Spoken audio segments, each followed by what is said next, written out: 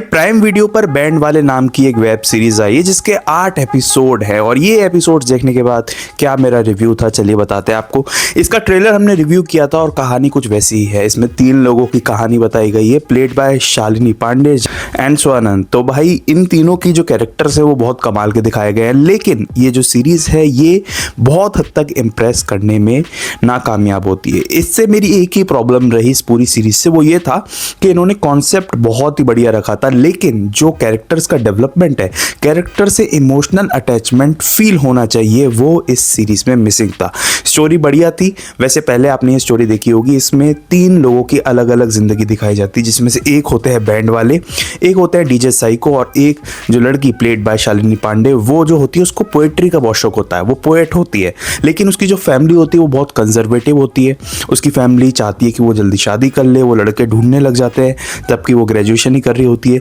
लेकिन वो लड़की कलाकार होती है अंदर से, वो चाहती है कि वो अपनी पोएट्री दुनिया तक पहुंचाए, और जिसकी वजह से वो छुप छुप के इंटरनेट पर अपनी पोएट्री अपलोड करना शुरू कर देती है। उसके फॉलोअर्स तो गेन नहीं होते, लेकिन इसी दुनिया में जीते जीते वो 2 लोगों से टकराती है और इन 2 लोगों के साथ वो सोचती है मिलके एक बैंड बनाया जाए और ताकि उसकी जो पोएट्री है वो म्यूजिक के माध्यम से अलग अलग जगह फैले। तो भाई इसी के चक्कर में वो 2 लोग यानी कि जो हमारे बैंड वाले हैं और हमारा जो डीजे है, ये तीनों मिलके एक टीम बनाते हैं। अब ये जो टीम है ये किस तरीके से कामयाब होती है इन सारे एपिसोड्स में आपने देखने को मिलेगा, और हर एपिसोड का नाम कुछ अलग अलग है। एग्जाम्पल के तौर पे मुकाबला, 128 GB इस टाइप के एपिसोड्स है। लेकिन ये जो सीरीज है इतने बढ़िया कॉन्सेप्ट होने के बाद भी ज़्यादा कमाल नहीं कर पाई मेरे को देखने के बाद। तो भाई देखो, इसमें कुछ चीज़ें ऐसी थी कि जो इमोशनल कनेक्ट है डायरेक्ट कैरेक्टर से हमें फील नहीं हो रहा था। मे बी क्योंकि हर कैरेक्टर को बहुत डीपली एक्सप्लोर नहीं किया गया, उसके जो इमोशंस थे वो कहीं ना कहीं बनावटी या फिर फोर्सफुल लग रहे थे। जो 1 to 1 कनेक्शन जैसे कि स्टोरी में खोना होता है, वो खोना आपको मिसिंग रहेगा कि हम स्टोरी में खो ही जाए कि पता ही ना पड़े कि आसपास क्या हो रहा है। वैसा कुछ नहीं लगता, आप एक कॉन्शियस में रहते हो कि हाँ हम एक सीरीज देख रहे हैं। वहीं ऑन द अदर हैंड एक और चीज़ मुझे इसमें लगी कि हो सकता है इसके डायलॉग्स की वजह से, क्योंकि इसमें बहुत ज़्यादा इम्पैक्टफुल डायलॉग्स नहीं थे, जिस वजह से आप एक कैरेक्टर को इन्वॉल्व नहीं हो पाओगे, एक कैरेक्टर से ज़्यादा कनेक्ट नहीं कर पाओगे।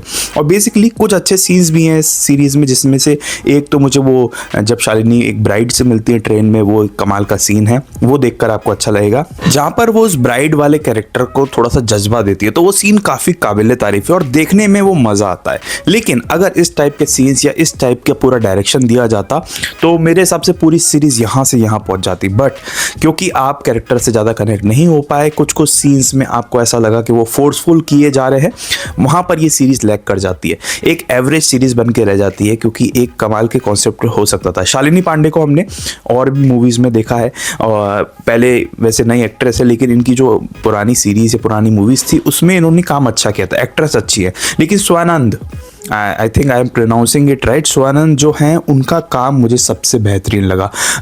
जहान का भी अच्छा था, शालिनी का भी बढ़िया था, और जो हमारे आशीष विद्यार्थी सर है उनका तो काम हमेशा बढ़िया होता ही है। लेकिन जिस तरीके से उनको और ज़्यादा इन्वॉल्व करके यूज़ किया जा सकता था इस सीरीज़ में, उस टाइप से नहीं किया गया। और ये जो स्टोरी है टिपिकल एक conservative family against the whole world और अपने डिज़ायर्स, जिस तरीके से शालिनी अपने डिज़ायर्स एक्सप्लोर करना चाहती हैं, उसमें थोड़ा सा और प्लॉट्स डाले जा सकते थे ताकि हम उस कैरेक्टर से बहुत कनेक्शन फील करें। वहीं जाकर ये सीरीज़ लैग कर सकती है। लेकिन थोड़ी सी बड़ी भी है सीरीज़, तो जिस वजह से इसकी पेसिंग जो है वो आपको स्लो भी लग सकती है। स्टार्टिंग में बिल्डअप स्लो होता है, जैसे कि हर एक कैरेक्टर्स का इंट्रोडक्शन होता है, और धीरे धीरे आगे बढ़ती है।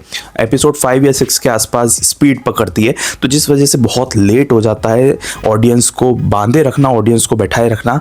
और स्लो पेसिंग स्टार्टिंग में स्पेशली थोड़ा सा एक वजह हो सकती है इसकी एवरेज रहने की।